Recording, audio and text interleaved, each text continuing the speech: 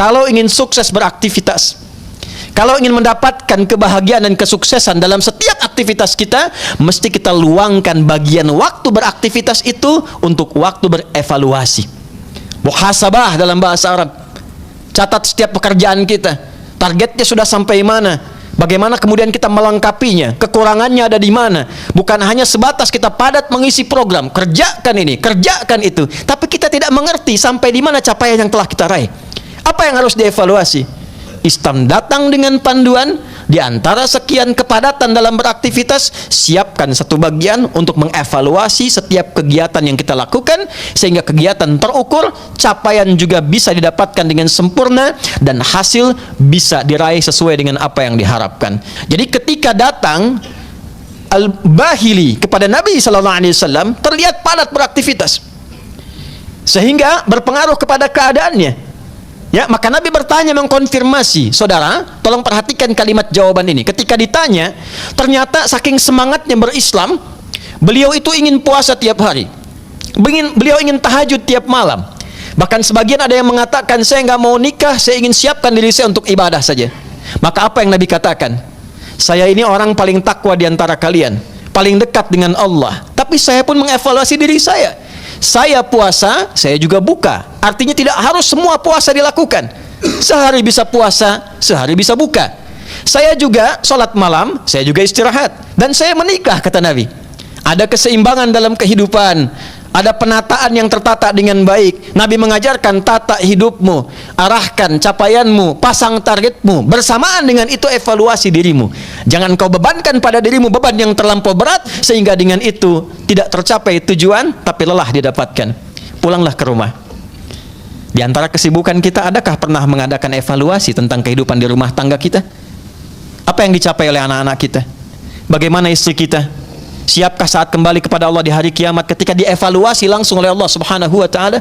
Pernahkah satu bagian dalam episode hidup kita duduk saja untuk duduk bersama berbicara tentang rumah tangga?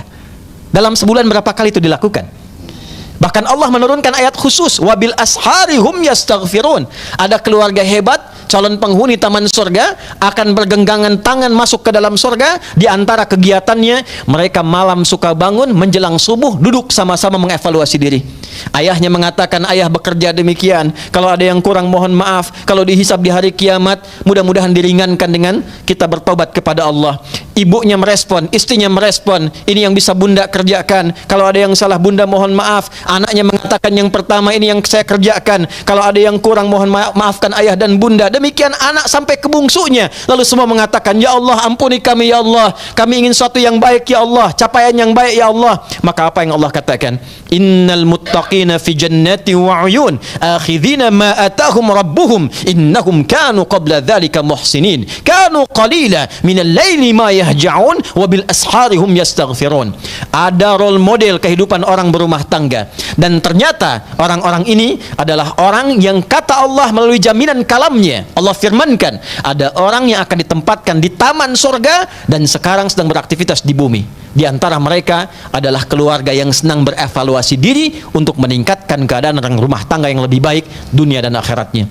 Hadirin, rumah tangga saja diatur, pekerjaan kita diatur, secara sosial kita diatur, tapi kadang-kadang manajemen ini kurang kita aplikasikan dalam kehidupan. Mari, tidak ada salahnya kita pulang ke rumah, kita evaluasi diri kita. Anda sekarang di kantor, evaluasi pekerjaan kita. Sudah sampai mana capaiannya? Apa yang kurang? Jangan-jangan tidak berimbang antara hak dan kewajiban, dan itu akan dihisab. Haknya ingin penuh, tapi kewajibannya tidak sempurna. Jam kantor jam 8, Anda masuk jam 10, keluarnya jam 5, Anda pulang jam 4, tapi gaji ingin penuh. Itu dihisab, saudara. Itu dihisab. Ada kalanya evaluasi itu penting kita tampilkan supaya tidak didatangkan madarat lain untuk mengambil hak yang bukan milik kita. Hadirin, secara singkat sebagai penutup khutbah ini, sebagai penutup khutbah, maka jalan evaluasi itu dihadirkan oleh Allah dengan kalimat yang sangat singkat. Fala tazlimu fihinna anfusakum. Jangan berbuat zalim. Maksudnya tempatkan kegiatan dengan cara yang baik. Mari evaluasi dari tubuh bagian atas sampai bagian bawah. Telinga pernah mendengar yang salah, lisan pernah bicara yang keliru, kaki pernah melangkah yang salah, itu zalim. Itu zalim.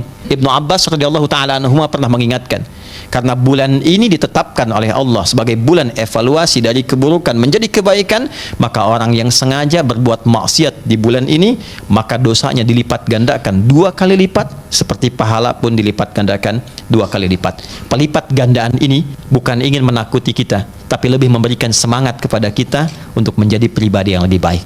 Evaluasi yang mengantarkan kita pada kehidupan yang mencerahkan dan berkemajuan sampai kita kembali kepada Allah Subhanahu wa taala dalam kebaikan.